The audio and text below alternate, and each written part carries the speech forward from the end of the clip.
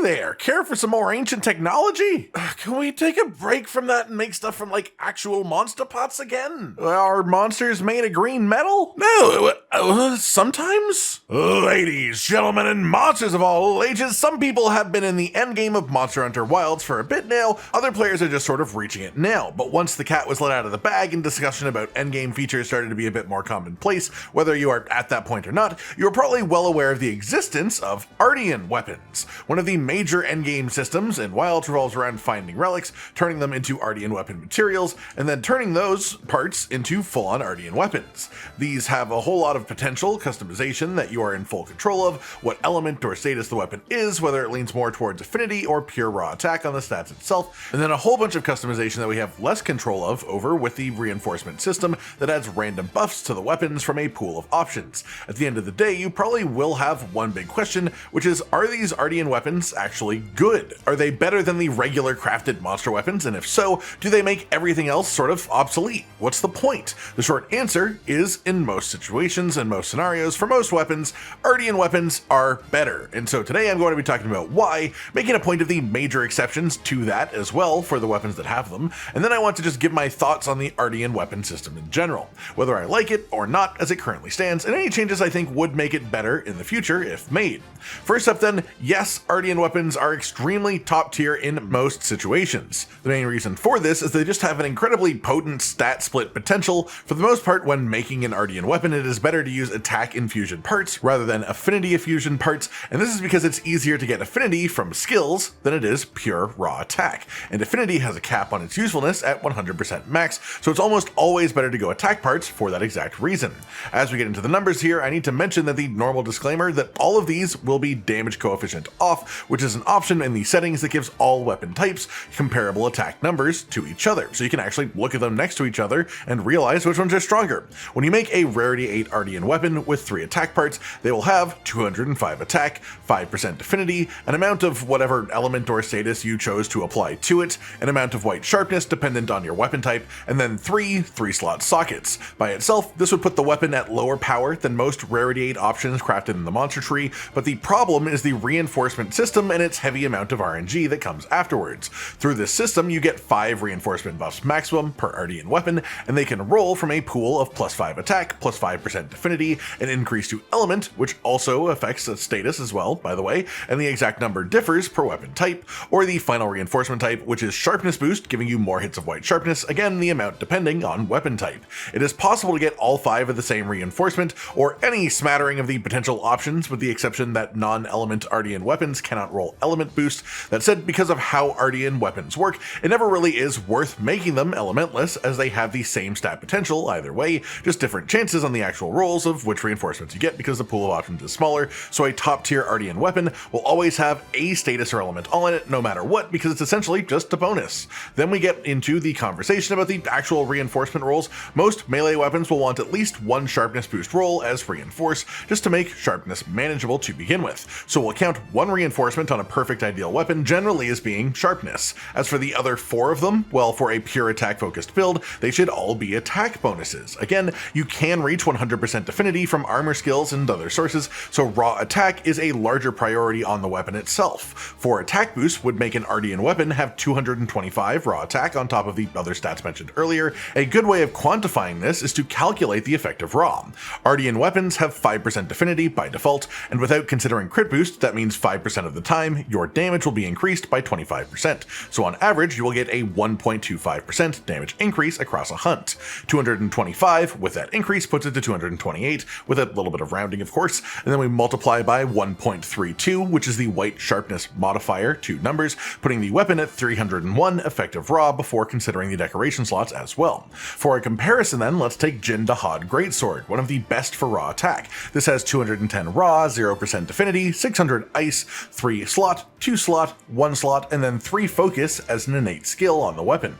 The effective raw of this weapon is 277, all things considered, which is a fair step down from a full reinforced Artian, the way that I mentioned earlier with perfect skills. However, you don't even need perfect skills for that. The weapon that it's currently comparing to is the Artian Greatsword that I made earlier that has 1 each roll of element, attack, affinity, and sharpness boost, and you can see that it's pretty much a good direct comparison to dahaad. It's got 210 attack, but it's got 10% more affinity, affinity, it's got more sharpness, it has 40 less element, but we also still have a roll left open on that weapon. So you could boost the attack further, you could boost the affinity further, you get even more sharpness if you really want to, if you're crazy. But the point is that it just outclasses the weapon entirely once you have 5 reinforcement bonuses that make it even somewhat similar. It's also worth noting that this sword here, the dahaad one, comes with 3 focus, which is something that you would put in a 3 slot on the Artian weapons anyways, because that's a skill that you want with greatsword. So technically speaking, if a 3 slot, 2 slot, 1 slot weapon has a skill that you'd be using anyways, it will have the exact same skill economy as an Artian weapon being 3 slots with no innate skills. Maybe 1 rank of a bonus skill less than an Artian, because focus would be something that has a combo decoration. A second comparison would be Guardian Deshagama Greatsword, 250 raw attack, negative 20% affinity, blue sharpness, but it can reach white with some skill investment, and 2 focus on it as an innate skill, which again is something that you would want from the decorations anyways, so it more or less evens out on the skill space there. We went over how to work out crit values earlier. This is essentially 20% of the time we will deal 25% less damage, unless we fill in a bunch of affinity in other places, but then 20% affinity is still worth the same amount either way, which is 5%. So we will reduce 250 attack by 5% to make up for the innate negative affinity, then we will multiply it by 1.2, which is the blue sharpness modifier bonus for 285. Again, this is lower than the Artian weapons. That said, you can reach white sharpness on this weapon, which would bring it to 313.5, which is higher than even the best of Artian rolls really, but it would take 2 of your 3 slot sockets to get white sharpness at a manageable level on this weapon, which means not only are you locked off from any other sort of weapon skills, but you still have that negative 20% affinity on the weapon to make up for while building a set. And so at the end of the day, when you've built the whole set around the weapon, it is just also worse than an Artian weapon is. All of that to say, the Artian weapons generally come up above the best crafted weapons when focusing on raw attack above all else. The highest raw attack crafted monster weapons are either awkwardly low sharpness or have a pile of negative affinity that makes them a little bit more undesirable, when crit boost is a very strong weapon skill right now.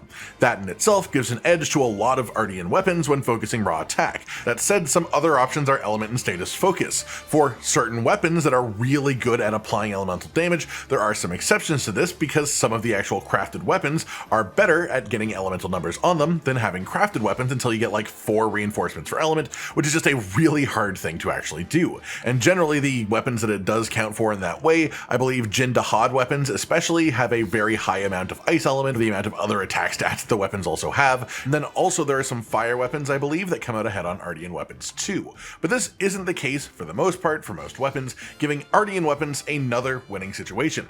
Status is where it gets a little bit more interesting though, because generally speaking, making Artian weapons for status will have them end up with lower status numbers than their crafted counterparts. But because of how statuses work in Monster Hunter, with monsters getting more resistance to a status each time it is triggered, having 150 paralysis on a hammer isn't that much worse than having 250 paralysis on a hammer. If it also comes with more attack, it will mostly just change the timing of when they actually trigger. That means on status weapons, once again, the biggest, most important part tends to be the attack, affinity, and sharpness, the effect of raw. And again, Artian weapons just tend to come out ahead on this category, especially when you start to consider our next thing to mention here, which are innate equipment skills. The skills that forcibly come on crafted equipment. Sometimes they do get these right, and these are genuinely good skills that you would want in strong builds, but a lot of the rarity 8 weapons come with skills on them that you don't necessarily want to use to the point that it would normally take up decoration space. And when that happens, it's the equivalent of throwing away skill space over just using an Artian weapon instead of the same type, and that immediately makes it way worse if you want your build to be as strong as possible. So the reason that Artian weapons are so prevalent at the top of everything is partially because their stats are so good when you roll them reasonably well, and partially because they don't stick you with the skill that you don't want to use. They are fully customizable on the actual skill space. That said, now is when we get to the proper exceptions. The first thing of note is, for this conversation to really matter, you need an Artian weapon where at least 3 of the 5 rolls are the ones that we are looking for, with 4 being the ones where it really starts to pull away, and 5 of course being where Artian weapons are absolutely over the top the best. Like you want 3 attack and a sharpness, or 4 attack, otherwise the crafted weapons will still be decent contenders across the board. It's more once you start to get the really good reinforcement bonuses on your Artian weapons that they completely flatten the crafted weapons in comparison. That said, aside from the few instances of crafted monster weapons being better for elements specifically, there are a few weapon types where Artian weapons are just not at all the best options. So let's talk about those and why that happens. Starting with Hunting Horn, the Artian Hunting Horn horn goes mostly unused. It's not that it is statistically bad necessarily, but the song set available on it is really just sort of undesirable for most horn players, honestly. You can get some differing song sets if you do things like status hunting horns or element hunting horns, but that generally just makes it even worse as well, because you would rather have other types of bonuses from your songs in general, and the buffs that you get from these are tiny. And also, these use the offset melody. Offset melody is fine, it's fun, I will happily use it when the rest of the song set is something that I like, but generally speaking, hunting horn players are really enjoying the other two special melodies, which are resounding melody and melody of life, the healing horn option. That's at the generally highest used endgame hunting horns that I'm aware of are things like Guardian Rathalos, or then also possibly even Guardian Arkveld for some people, for the actual resounding melody hunting horns, having a lot of attack options for this, especially good on larger monsters. Then also Guardian Deshagama is my personal favorite for having insane raw attack potential, which is also really good for your actual echo and sound effects, while being a really strong healing horn at the same time as well for supporting groups. Or you could also have Kongolala hunting horn or even Rathian hunting horn as well for some really good healing horn alternatives that are more dedicated proper healing horn setups. The point being, this weapon doesn't have an Artian weapon at the top, it has a lot of use from the crafted weapons, and it's mostly because Artian weapons don't do well at catering to the more unique specialties of a weapon, like the melody sets for hunting horn. Next up then is gunlance as well, which is not that surprising after what I just said the reasoning was for hunting horn, but this is largely because of the new way that shelling damage for gunlance is calculated in wilds, being worked off of your attack stat over anything else, and then the shelling power stat on the weapon may be slightly boosting it. Generally speaking, you want shelling power to be stronger than normal, and the gunlances that people most agree on being the best ones right now are either the Quematrice or the Guardian Arkveld gunlance, especially for being incredibly well statted weapons that also have extra shelling power, pretty much as simple as that, and the wide shelling type on the Guardian Arkveld weapon actually makes it really good at just being a general use gunlance, which is really fun from my experience with it so far.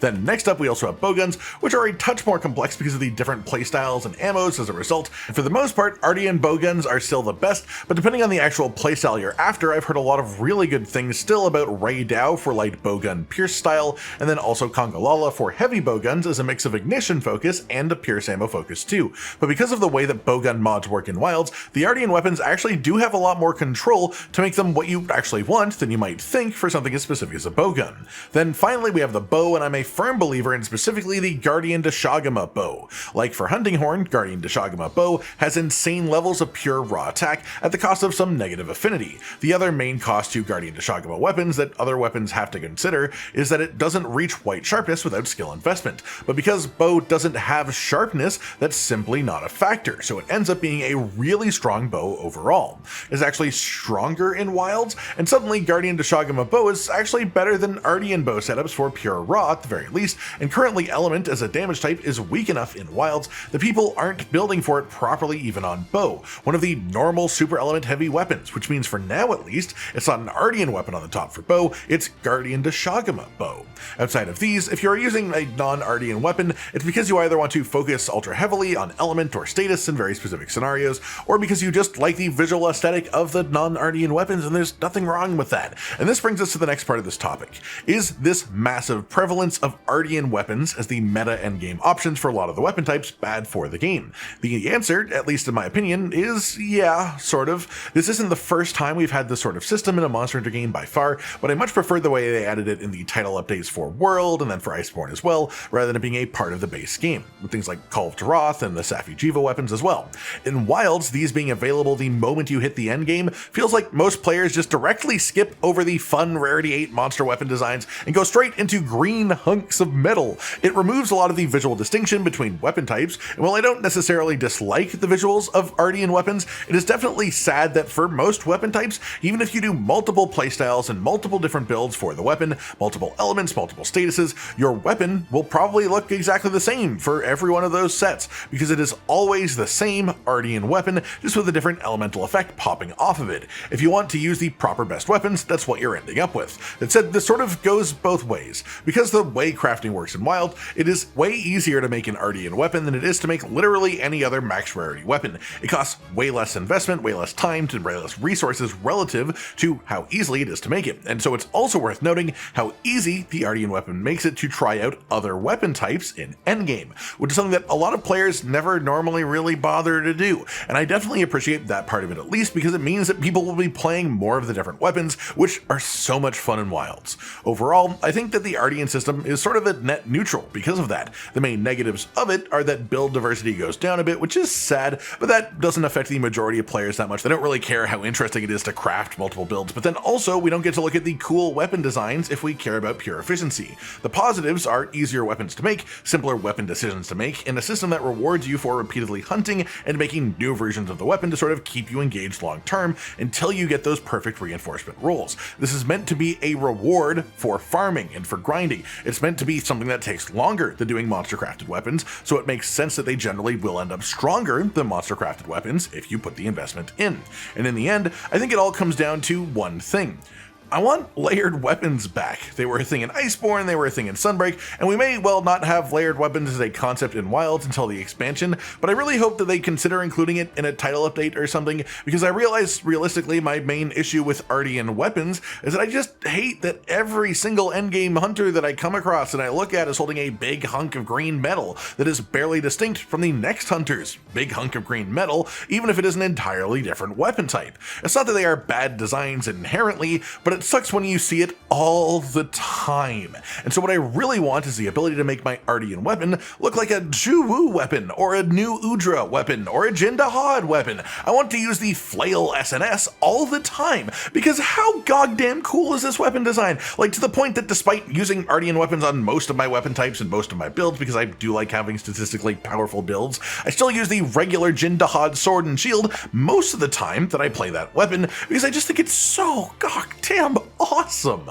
All this to say, for the most part, Artian weapons are the strongest in the game. We went through the exceptions to that rule, of course, which are surprisingly limited, and then talked about how this has affected the player base within the endgame too. And in the end, I think the only real distaste that I have is that I wish I could make my weapons look like other weapons. All of my issues with the system would be pretty much solved by that. Sure, RNG in large amounts will always be divisive and polarizing within the player base and the community, and I don't care about the RNG aspect of it, because having 5 raw less than a perfect build won't make me want to stop playing the game. It's the lack of visual diversity between weapons that really does bother me more than anything else. And yes, I could just commit to not using Artian weapons if I feel that way, and honestly I do oftentimes do that, but the ultimate solution to the problem would just be to bring back layered weapons as a concept, and let me make my green hunks of metal look like anything else, any of the cool weapon designs that I want to use in Wilds. They could even make layered weapons exclusive to Artian weapons, make it like a part of ancient technology, maybe being the reason that they can change shape and color so you can have it fit or something, and then you can also still have a way for the system to advance to being universal layered weapons later on in the expansion. That's my 2 cents at least. I hope you've enjoyed this discussion, and let me know any of your own thoughts on any of this in the comments down below. Like if you liked the video, subscribe and hit the notification bell for more, and most importantly, ladies and gentlemen, until next time, stay sweet. Josh, Cotton, and Hollow with the videos, dropping the humor like a hammer on your tippy toes, bringing entertainment on a daily arrangement to take our insanity and turn it into entertainment. Yes, I said entertainment twice, to reiterate that it is nice to look into your faces on a mostly daily basis when you let us in your homes to make the whole world a stage. Goodbye.